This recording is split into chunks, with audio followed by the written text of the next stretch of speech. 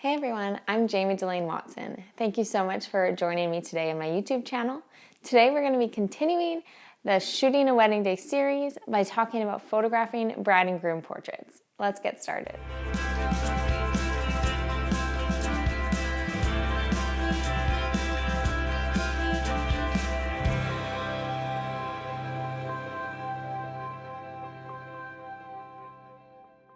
So this video is obviously a very natural continuation of the first look video we did a couple weeks ago, because we need to talk about where we're going to do bride and groom portraits on a wedding day. So the first thing is usually the location of the first look will continue on with bride and groom portraits. It would just be the odd case where we would do the first look, say at the hotel as I addressed in that video, and then we would transport together to a different bride and groom photo location. So usually we pick this photo location based on where the ceremony is and where the reception is. So for example, in my city in Vancouver, if I'm looking at the map of Vancouver and I see that the church is 20 minutes outside of downtown and the reception is right in the core of downtown, I'll try to find a portrait location right along that route, if not just right at the reception location or in the neighborhood around it. That's just, I think common sense to save time on the wedding day and to save the couple having a really complicated timeline and driving a half hour somewhere else. Of course, if the clients have that in mind, that they really want this location that's a half hour away, of course I'm happy to do it. But when they come to me saying, what location should we use? That's kind of how I choose. I look on the map and I see what parks are nearby, what cool neighborhoods are nearby. And a question I ask often, which is really similar to planning for engagement sessions, is do you guys want a more natural feel to your images, or are you more of like a downtown urban architecture inspired couple? And usually people have a pretty clear answer that then helps me choose the location on that map. If they want a really city feel, then I know which direction we're going to head. If they say more park-like, well then I'm asking open fields or forests or ocean, like what kind of natural are you envisioning? And I provide as many suggestions as they would like to choose that location. So once we get to that location and we're about to start shooting, usually I don't do this whole spiel that I would do at an engagement session. However, if the couple didn't opt to have an engagement session with me, I do my let's get comfortable spiel, which is basically, hey guys, I photograph so many images. It is your job just to look happy and enjoy the process. It is my job to get great photos. So you don't need to be worried about what you're doing right or wrong. I'll give tons of instruction. We'll move quickly. I'll talk lots. You can't do anything wrong. If we don't like the image, we just throw it out. There'll be tons of good ones, so there's no pressure. And usually I'm kind of laughing as I say this and they're laughing, and it's just kind of like a whew, like we can just calm down, because I know what it's like to be in front of the camera. There's a little bit of those elevated nerves and there's pressure associated with these are your wedding photos. So I just try to take that pressure off of their shoulders. Now, once again, this is the spiel I do before engagement sessions. So if they've already heard it, usually a couple minutes into shooting, I'll be like, oh my gosh, you guys are doing great. Like you totally remember everything from the engagement shoot. Just to affirm them that they're still doing a good job. Even if their engagement session was 9 months ago, they remember, they're back in the rhythm. And so they can have that confidence, which is really important. During a bride and groom portrait session on the wedding day, I have a mental list of images that I would like to capture. I say mental because it's obviously not written down, but it used to be when I started out, I would have a little list on my phone that really helped me, because there's lots of pressure on a wedding day, and until you get to the place where you've been shooting maybe 5, 6, 7, 8 years or 10 years like I have, it takes a lot of practice to remember these things under pressure. And so just take that pressure off of yourself and put a little note on your phone. So these are some of the shots that I'm mentally thinking to get every session. So I want to get a bouquet portrait, a boutonniere portrait. It feels weird calling it a portrait. Portrait usually means someone's face. A bouquet detail shot, a boutonniere detail shot. Maybe one of the couple's shoes together as they're walking or something like that, or standing side by side. That's not an always, but sometimes.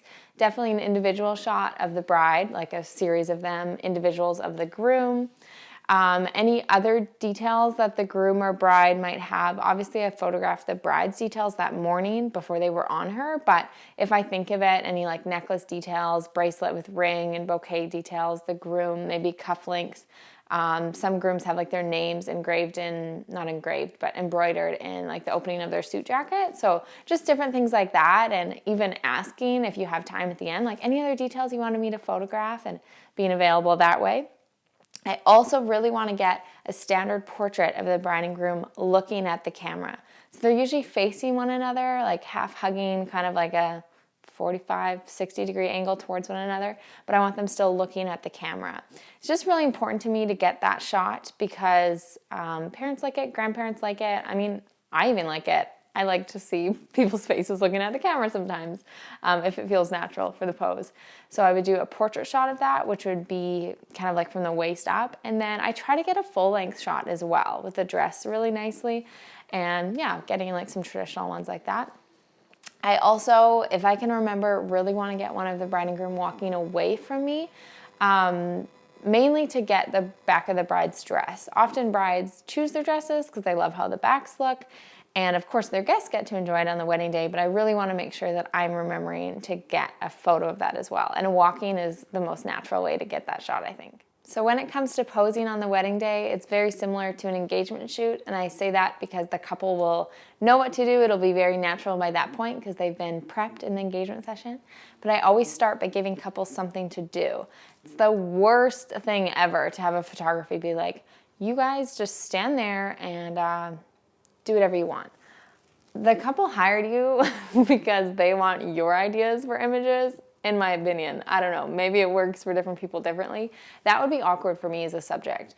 So I'm always thinking, what would it be like to be the bride and groom right now, or to be my client if it's a portrait session or engagement shoot or whatever. And I would want instruction.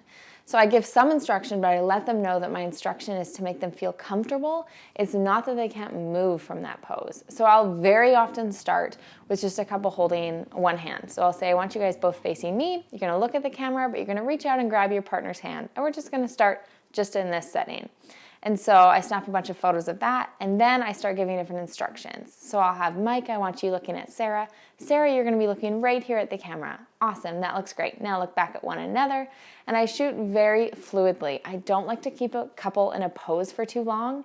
I think I almost err on the side of shooting too fast sometimes, but it just works for me. I'm like terrified of being too slow or having that couple feel like, are we doing the right thing? And so I'm always shooting fast, I'm moving fast. If I like it, I let them know. If I don't like the pose, I don't let them know. I just take a few photos and I'm like, all right, on to the next thing. Because obviously it's not their fault that you're not liking how that pose looks, but I want to be very aware of anything that could like destroy confidence or introduce insecurity in that moment. So I just kind of move on from that. But another word about that, I used to be afraid starting out when I would like put a couple in a position and say you're in a forest and the light just looks like really patchy and it's just not working or it's just too bright. I used to feel bad that I like walked a couple over there and I would just take a bunch of photos, but I just knew I didn't like the light or I didn't like the setting. And I think that's different. Like you can be honest and say, you know what guys, like this light is just not working. I'm so sorry to make you walk over here. How about we go back over here? And every couple is like, oh yeah, no problem. We don't mind. Like they're just chatting and enjoying their wedding day and hanging out with you. So it's fine. So I would not waste that time by taking those like 3 to 5 minutes of photos that you know you're not going to like. Just be honest. They won't think less of you they won't think less of you as a photographer. They know how the sun works and then it shifts and there's different lighting. So yeah, be honest about that. Some information on the technical aspects of my wedding day portraits. I'm almost always shooting with 35 millimeter, that's the Canon 1.4, and the Canon 50 millimeter 1.2 lens. Those are my two go-tos almost on the whole wedding day. Sometimes I carry the 85 1.2 with me.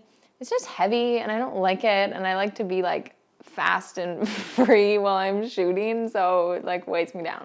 But sometimes I bring that along for different portraits, and that's nice as well. If you want a list of my full gear, I have a download where you can get every single lens I have, every single flash I have, my camera bags, all that. So I'll put a link up on the screen and also in the description so you can download that and get some more information that way.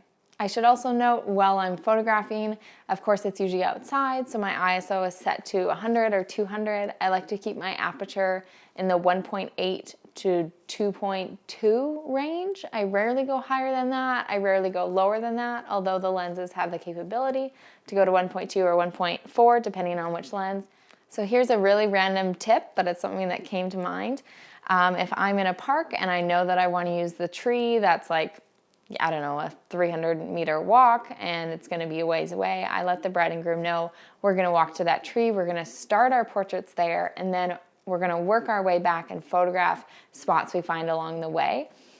It's silly, you don't have to do this, you don't have to do your portraits this way, obviously. I do, just because I'm always watching the time, I always want to be on time, and I want the couple to know they can trust me to be on time. So it helps me to know that we've walked as far as we need to, and then as we're walking back getting portraits, I can like see the vehicles, like see where we need to be. So that's what I do. Another logistical thing, I really try to not have the wedding party present during bride and groom portraits. Of course, this isn't always possible because we'll transport like to the park together, but then I'll just straight up ask the wedding party, like they often don't know what you want, so you have to communicate nicely and just say like, hey, we're gonna do about a half-hour bride and groom portraits. If you guys just hang out here on this bench or wherever it is and just hang out, enjoy the sun, and we'll be back. I just think it eliminates that pressure of all these people watching the bride and groom, especially if they're a bit more camera shy. Not everyone is super comfortable like snuggling up in front of the camera. Of course, if the bride has like a long dress and she wants the maid of honor to come along, like of course that's fine. Yeah, 1 or 2 people, no big deal. I just really try to not have the wedding party there unless they're just like a totally outgoing bride and groom, and sometimes it can be like a benefit because they really start laughing and I go for like laughter-filled images, so it would work for me. But yeah, I usually try to have the wedding party not around just because, yeah, I like it better that way. And then I think also I always explain it as a benefit to the bride and groom. Like that's the most alone they'll be on a wedding day until they leave their reception, like with me and my second shooter. And it is a moment of quiet and of calm. And so I think that's a really beautiful thing. It's something I loved on my wedding day. So it's something I always suggest to couples, and they're usually really receptive of it. All right, guys, I think that about sums it up. I hope you learned something today. If you haven't already, I would love if you could download my free pricing guide for wedding and portrait photographers. There's so much great information in this about how to know your business numbers, how to see what you're making from every wedding and portrait session, how to create consistent income, and lots of other goodies like that. How to raise your prices without losing clients. So I would love if you download that, and if you have, I would love to hear if it was helpful. I'd love if you could thumbs up this video, if you could subscribe, leave a comment below, and let me know if you had any questions, clarifying questions about this video, or suggestions for future videos. I love hearing from you guys, and I'm thankful that you guys watch every week. Bye.